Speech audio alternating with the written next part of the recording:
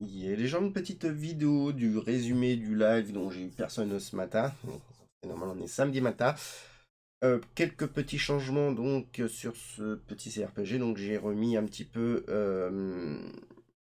comment ça s'appelle, le HUD. J'ai commencé un petit peu à travailler le HUD, hein, donc j'ai changé les graphismes des contours et puis aux interceptions, pardon. J'ai mis des petits carrés comme ça. Je me suis inspiré tout simplement. Alors j'ai voilà de cette image. Donc voilà, je me suis inspiré de ça, hein, comme ça. Voilà, c'est à peu près mon inspiration. Donc j'ai repris le même truc. Le jeu sera pas pareil, hein, mais j'ai repris le même. De toute façon, ça doit être repris d'un autre truc. Je vois assez fréquemment ce genre de pattern, hein. Voilà, voilà, voilà.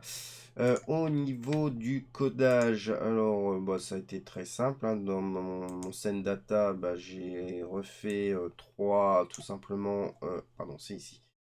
Et trois patterns qui représentent le HUD du Booza, hein, il n'y a pas de souci. Puis j'ai remis à la main avec des draws, enfin, les numéros qu'il faut. Alors on va aller voir dans le scène map, hein, voilà, tout simplement. J'ai remis les bonnes valeurs. Euh, j'ai remis dans le data HUD. Alors le data HUD, finalement, les patterns sont juste en dessous des fontes, hein, trois cases en dessous des fontes. Trois blocs, on va dire. Qu'est-ce que j'ai fait ce matin sur le petit projet bah oui, j'ai fait une define color HUD dans le main. J'ai remis une define qui va chercher tout simplement une autre couleur, hein, donc comme ça sera beaucoup plus simple. Euh, voilà, hein. Petit changement aussi dans les datas. Voilà comment je gère mon data tiles.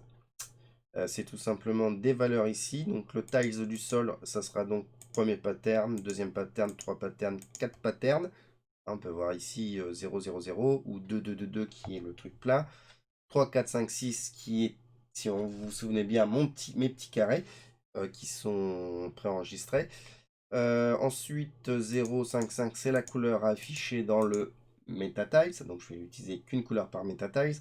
Et 0, 1, 1, c'est donc le dernier octet qui permet pour le moment de gérer si le bloc, si le métatile il est bloquant ou pas. On peut voir que dans mon data map, j'ai mis un petit 2 ici, donc ce qui représente bien mon tileset 0, oui, mon tile test qui sera les petits carrés.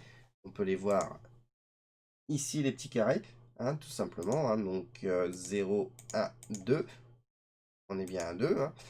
Comment je fais ma petite tambouille? Alors quand on se trompe pas comme moi tout à l'heure, si vous regardez le live, vous allez bien rigoler. Bah, ma petite tambouille, non, c'est dans mon class map. Voilà, donc qu'est-ce que je fais? Bah, je récupère l'adresse, l'offset tiles dans une variable assez simple, hein, c'est l'id tiles x 6. J'explique, parce que c'est ça qui est intéressant, c'est d'expliquer. Quand je retourne dans mes datas, chaque tilset est représenté par 0, 1, 2, 3, 4, 5, 6 valeurs. Donc, le numéro 0, il faut bien démarrer à 0, donc 0 fois 0, 0, pas de souci. Mais si je veux démarrer au tile mur, il faut que je démarre à la septième valeur, mais donc 6 fois 1, 6. Et comme on part toujours de 0, c'est bien le sixième octet en partant de 0, enfin le septième octet, il y a toujours le décalage de 1. Et après on continue. 2, donc 6 fois 2, 12. Et c'est bien ma deuxième valeur. Donc 6 et 6, 12, on part bien au 13e, à la 13e. Mais comme on part à 0, hein, dans une valeur 0, ça fonctionne très bien. Après, j'ai plus qu'à faire des décalages. Plus 1, plus 2, plus 3, plus 4 pour trouver les 4 patterns. Le plus 5, enfin, plus 0, plus 1, plus 2, plus 3 pour les 4 patterns, plus 4 pour trouver le... Comment ça s'appelle? La couleur, et plus 5 pour savoir si le tile il est bloquant ou pas. Ce qui est représenté, bien sûr, dans ma scène map, pardon, dans ma classe map, paf, On a bien data ties, offset ties 0 pour le premier pattern. Deuxième pattern. Troisième pattern. Quatrième pattern. Le plus 4 à la fin, c'est bien la couleur. Et après, on enregistre dans le buffer collision l'offset ties plus 5 qui représente bien le buffer 0. On est bloqué. 1, on passe.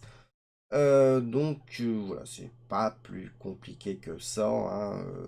Il y a juste bien penser à mettre ça dans le tableau, dans les parenthèses, enfin les crochets du tableau, et pas en extérieur du tableau. Parce que si on fait par exemple plus ça, eh bien, on récupère la valeur du data du tableau et on rajoute 1.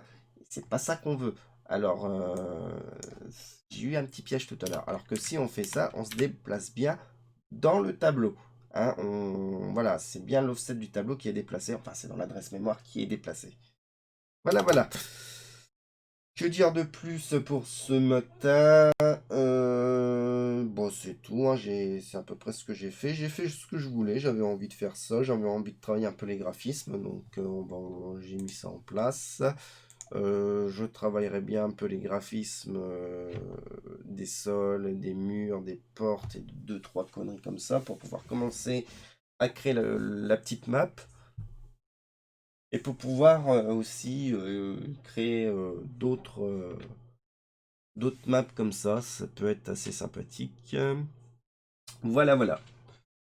Bon, c'est tout, donc j'arrête ici, moins de 10 minutes. Ah, ça change. J'ai rien d'autre à dire. Non, j'ai rien d'autre à dire. Je vous fais des gros bisous. Bye bye.